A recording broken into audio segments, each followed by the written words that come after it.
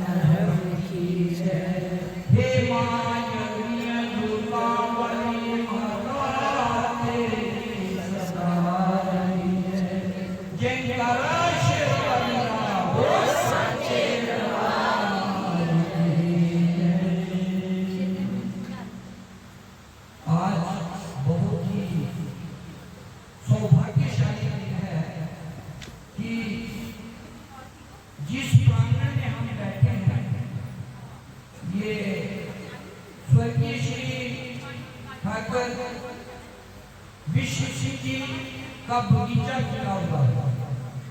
आगे भी उनके ही सुपुत्र, बगल में भी उनके सुपुत्र, और ये इस खुली हुई बगिया के बीच परमपिता परमेश्वर ने एक इतना भव्य और सुंदर आयोजन किया है कि जो नारायण भगवान की अपार कृपा से ही होता है।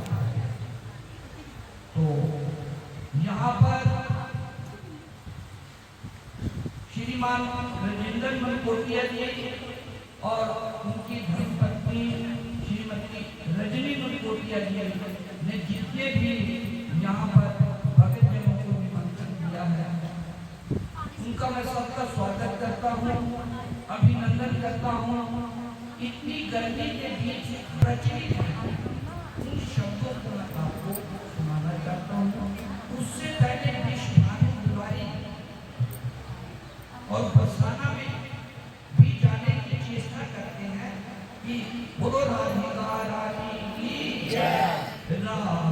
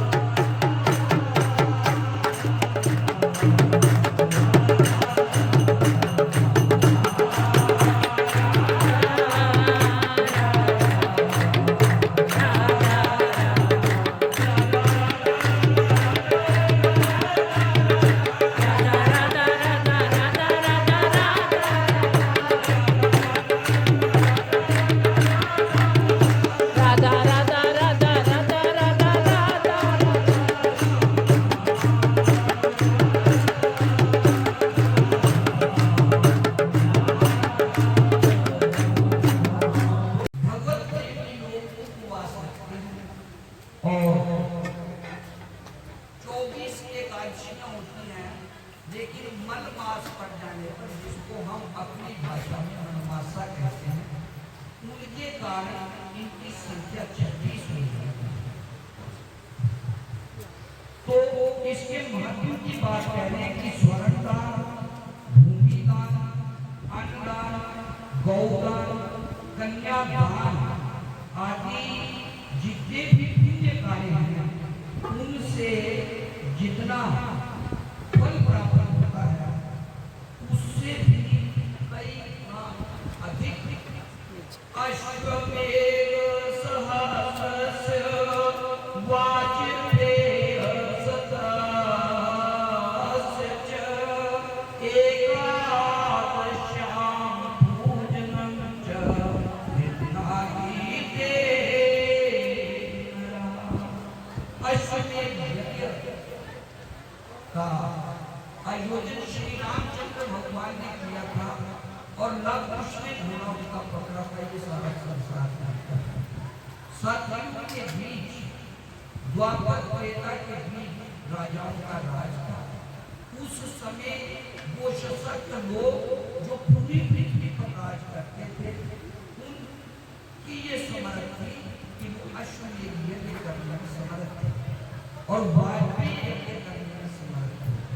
लेकिन कलयुग केवल नाम अपारा, सुमर सुमर नर उतराम पारा।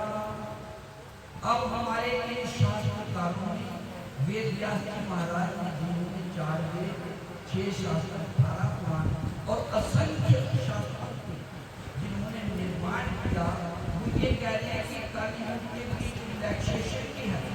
कलयुग के बीच जो है मनुष्य को छूट भी दी गई है कि जो मानव सच्चे मन से मैया एकादशी का व्रत करते हैं, उनको श्री रामचंद्र भगवान जी के उस अश्वमेध यज्ञ के समकक्ष अश्वमेध सहस्रस्य, हजारों अश्वमेध यज्ञों का, और वाजपेय शतस्य च, सैकड़ों वाजपेयी यज्ञों का जो फल उन युगों के बीच प्राप्त होता था, वो कली काल के बीच प्राप्त होता है। बोलो कलियुग देव भगवान की जय। छोटी सी उम्र है, 60 साल एवरेज जा रही है, और सतयुग के बीच 1,20,000 वर्ष आयु थी, और कम से कम 15-20 हजार वर्ष तक बचपन में बीत जाता था। छोटी सी उम्र में अगर बड़ी उपलब्धि प्राप्त हो जाए तो वो कम नहीं है। और ये कली काल में उन्होंने वरदान दे रखा है कि इस कली काल के बीच जो मानव इस प्रकार का कार्य करता है उसको कितना ही फल प्राप्त होता है, जो सतयुग के बीच में। और जो एकादशियां हैं, का नाम भी सुन लो।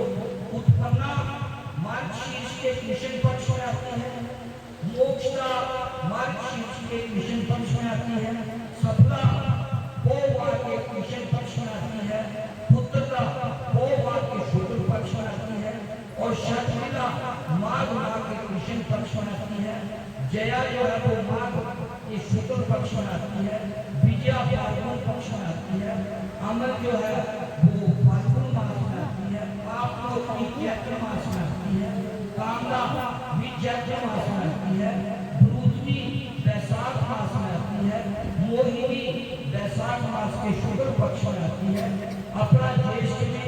और ये जो आज हम कर रहे हैं, ये निर्जला नाम के नाम से विख्यात है। निर्जला जो है वो ज्येष्ठ में, योगिनी आषाढ़ में, देवशयी ने अपना आषाढ़ में, कामदा श्रवण में, पुत्रदा श्रवण में, अजा भागवत में, परवर्ती भागवत में, इंद्रा अश्विनी में, पापा कुश, और रमा जो है वो कार्तिक मास में, देवोत्तरी जो है वो कार्तिक मास में, पद्मनी जो है वो कृष्ण पक्ष में आती है, और परमानंदायनी जो है शुक्ल पक्ष में आती है। 26 एकादशी है। और इनकी उत्पत्ति कहाँ से हुई? अब युधिष्ठिर इस कथा को सुना रहे और कहते हैं कि बोले कि हे कृष्ण भगवान, आपने मुझे 26 एकादशियों का नाम बताया, इसकी व्रत का